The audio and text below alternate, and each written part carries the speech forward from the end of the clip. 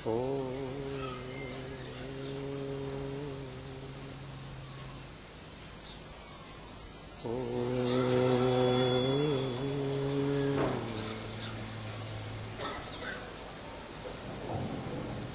मंगलमय मंगलकरण वीतराग विज्ञान नमो ताहि जाते भये अरहंतादि महान। जो विद्यादि सागर सुधीर, जो विद्यादि सागर सुधीर गुरु हैं हितैषी। शुद्धात्म में निरत नित्य हितोपदेशी। वे पाप ग्रीष्म ऋतु में जल हैं सयाने। पूजूं हैं सतत केवल ज्ञान पाने। पूजूं हैं सतत केवल ज्ञान पाने। बोलिए भगवान महावीर स्वामी की, 10 लक्षण महापर्व की, आचार्य गुरुवर विद्यासागर मुनि महाराज की।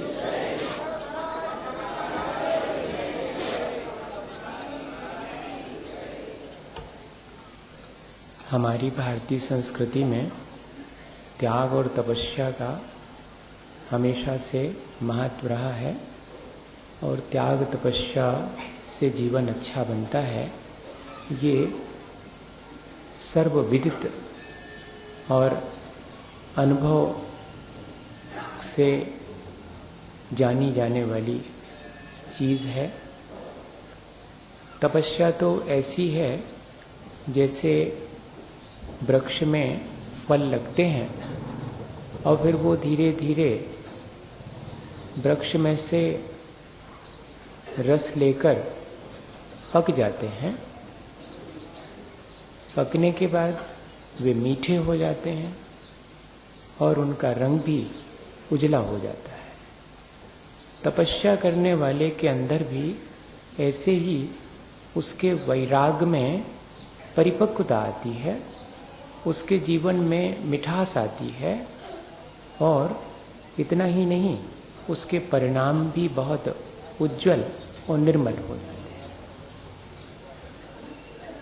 हैं। ऐसी तपस्या करने वाले के जीवन में फिर अपने आप ही ये भाव उत्पन्न होता है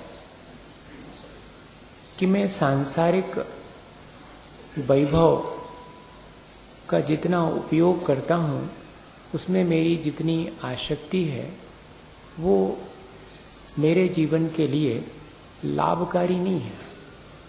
मुझे उसका त्याग कर देना चाहिए। असल में जितना जितना वैराग और जितने जितने परिणाम निर्मल होते हैं उतना ही जीवन में त्याग घटित होता है। आचार्यों ने लिखा है कि विनय न हो तो भक्ति व्यर्थ है। भीतर में किसी के प्रति स्नेह न हो फिर भी उसके लिए रोना कहते व्यर्थ है। ऐसे ही भीतर में वैराग न हो और फिर बाहर से त्याग किया जावे तो व्यर्थ है, ऐसा लिखा उसमें। तो इससे अपन आज के दिन ये बात सीखें कि हमारे मन में जितनी निर्मलता आएगी उतना वैराग बढ़ेगा और जितना वैराग बढ़ेगा उतना त्याग हमारे जीवन में आपो आप घटित होगा। त्याग और दान ये दोनों ही एक ही सिक्के के दो पहलू हैं। त्याग में तो हम परोक्ष में अपना और दूसरे का उपकार करते हैं, दान में हम प्रत्यक्ष ही दूसरे का उपकार करते हैं। त्याग करने वाला अपने परिणामों को निर्मल बनाता है और दूसरे के जीवन में उसके त्याग से प्रेरणा मिलती है। इस तरह ये दोनों का उपकार होता है।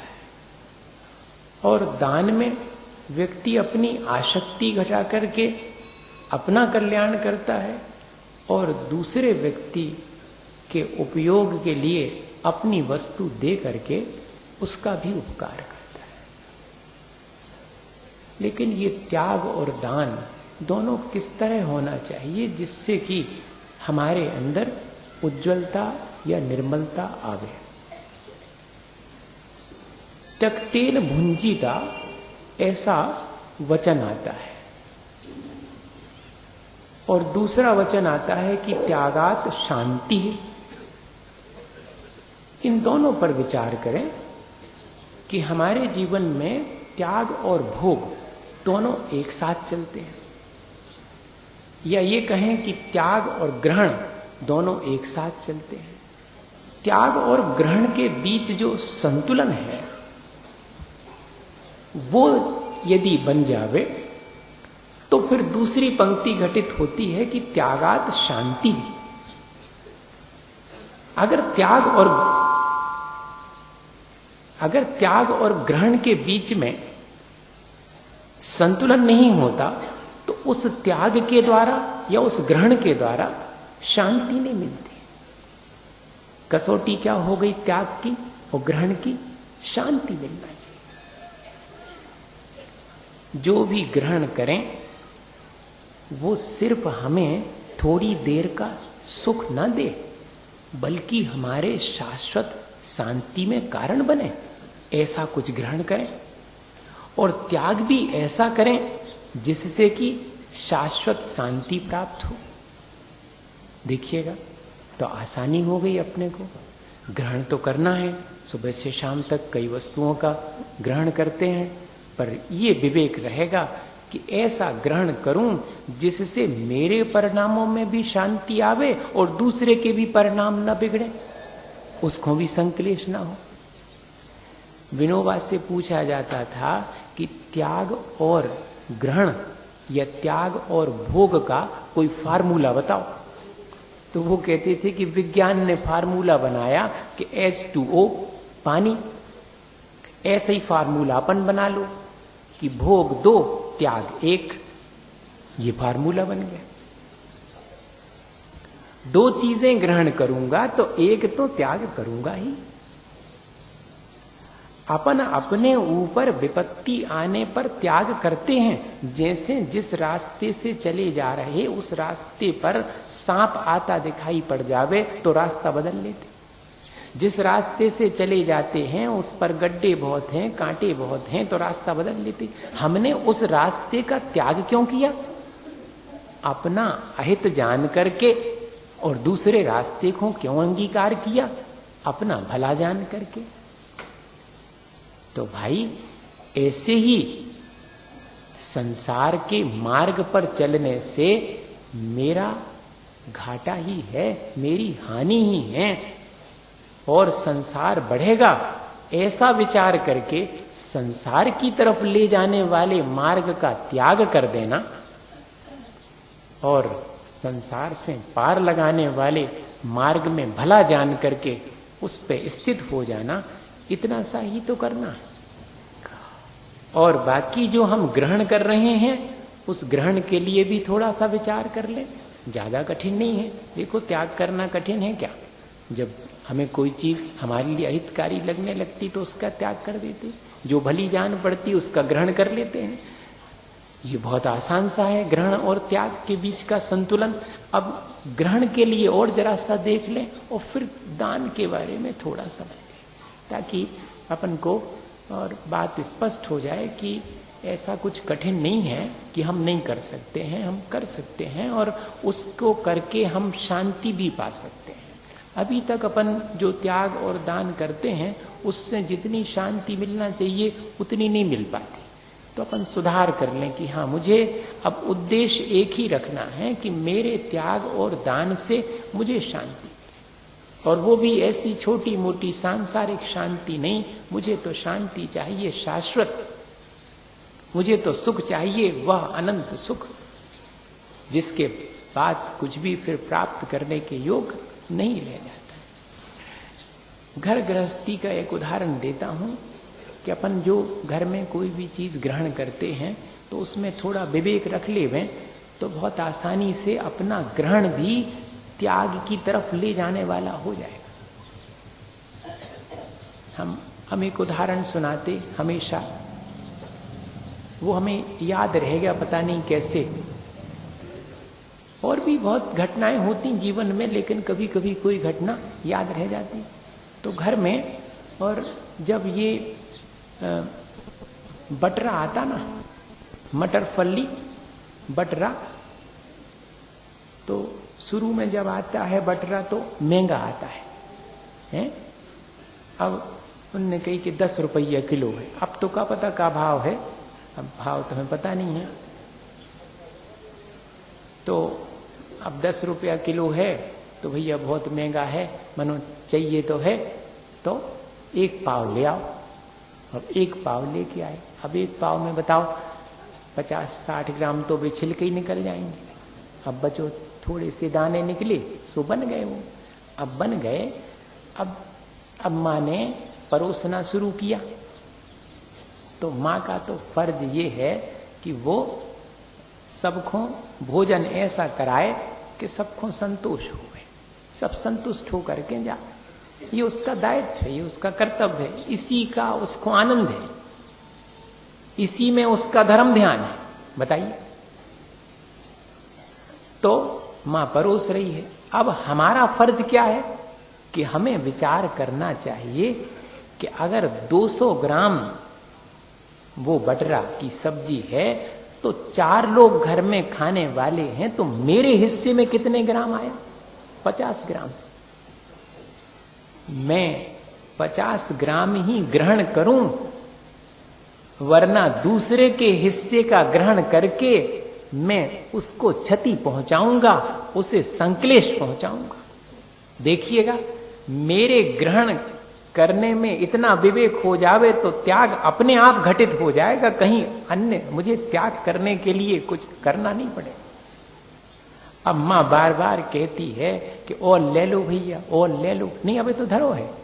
अरे तो तुमने खाओ नहीं है? हाँ, और दूसरी चीजें खा रहे हैं, क्योंकि वो कटोरी में माँ को नहीं दिखेगा, खत्म हो गया तो जरूर परोसेगी। सुधरे ना आखिरी तक, अबे तो धरो है, नहीं तो तुम परस दोगे। उसको रखे रहो थोड़ा खा करके कि हमारे हिस्से का तो हमने ले लिया, अब आप निश्चिंत हो।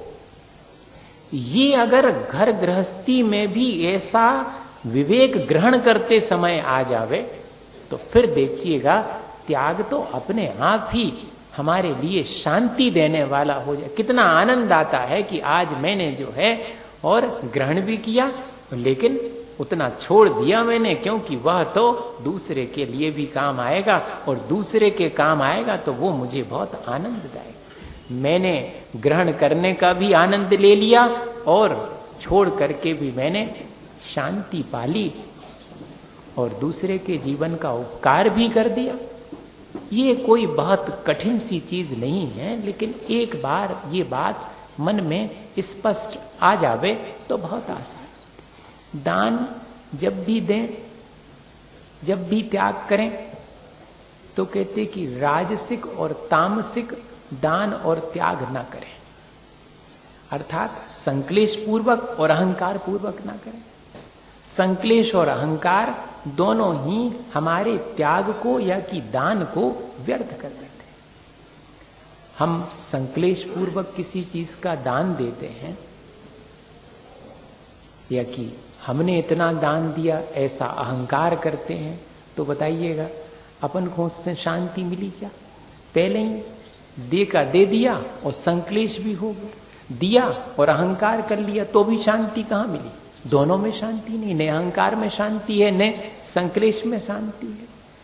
2 छोटे छोटे से आपको उदाहरण सुनाऊं। अभी अभी विद्यानंद जी महाराज की किताब पढ़ रहा था, उन्होंने एक घटना लिखी महावीर जी की कि महावीर जी में वो प्रवचन कर रहे थे, तो 2-4 दिन प्रवचन में देखा कि एक अम्मा जी आती और ना वो दरी पर बैठती न चिटाई पर बैठती, जमीन पर बैठ के प्रवचन सुनती। लोग उनसे रोज हाथ जोड़ के निवेदन भी करते कि अम्मा आप यहाँ दरी पर बैठ जाओ, दरी पर नहीं बैठना तो चटाई पर बैठ जाओ। वो नहीं बैठते, हाथ जोड़ लेती कि नहीं यही ठीक हो। एक दिन प्रवचन के बाद महाराज ने उनसे पूछा कि अम्मा जी आप दरी या चिटाई पर क्यों नहीं बैठते? कहते महाराज आपसे क्या छिपाएं, हमारे यहाँ पर इतनी धन संपदा थी कि सोने चांदी के बर्तनों में भोजन करते थे और गाड़ियों में घूमा करते थे, खूब लोगों को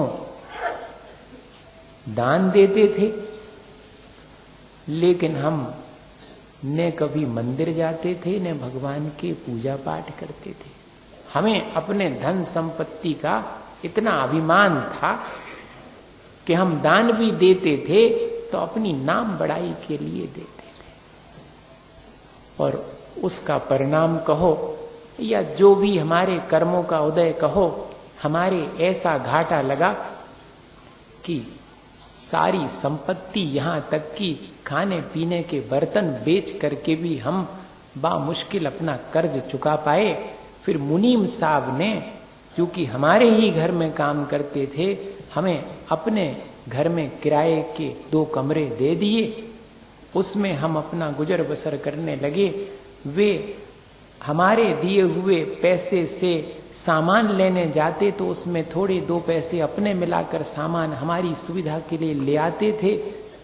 हम उनसे कहते कि आप जो है इतना सस्ता कैसे ले आए? कहते हमारी पहचान है इसलिए दुकानदार ने दे दिया। वे हम पर उपकार करते थे तो कभी ये नहीं कहते थे कि हमने आप पर उपकार किया, और हमें उस समय लगता था कि हमने तो किसी पर उपकार किया भी तो कितना अहंकार किया। और फिर ऐसा संयोग बना कि हमारे दिन, हमारे पुण्य का फिर उदय आया, फिर हमारे पास अपार संपदा फिर से हो गई। अब हमने नियम कर लिया है कि कभी भी बिना मंदिर के भोजन नहीं करेंगे। महाराज हैं तो उनके प्रवचन अवश्य सुनेंगे, और ऊंचे बैठ के फिर नीचे बैठने में बहुत कष्ट होता है, सो नीचे ही बैठेंगे। अब चटाई और दरी पर नहीं बैठेंगे। और पहले तो जब गाड़ी से मंदिर आ सकते थे सो कभी नहीं आए, अब तो गाड़ी होते हुए भी पांव पैदल ही चल करके मंदिर जाएंगे। ऐसा हमने अपने उस पापों के प्रायश्चित कहो या जो भी कहो, हमें समझ में आ गया कि हमने व्यर्थ ही अपने उस धन संपदा और वैभव का और अपने दान का अहंकार किया, उसके प्रतिफल स्वरूप, और हमें ये स्थिति देखना पड़ी। ये अभी घटना बढ़ रहा था तो लगा कि हाँ, ऐसी घटनाएं सचमुच जो है वो हम सबके जीवन में भी, इस जीवन में नहीं घटती दिखती हैं तो अगले जीवन में भूल जाते हैं अपन। पर होता यही है कि हम जो भी त्याग करें तो उसमें विषाद ना करें और ना ही किसी प्रकार का अहंकार करें अपनी नाम बढ़ाई के लिए। ये बात जुदी है कि हमारे त्याग की प्रशंसा होवे तो होवे। हमें त्याग से प्रशंसा नहीं चाहिए, हमें तो त्याग से शांति चाहिए।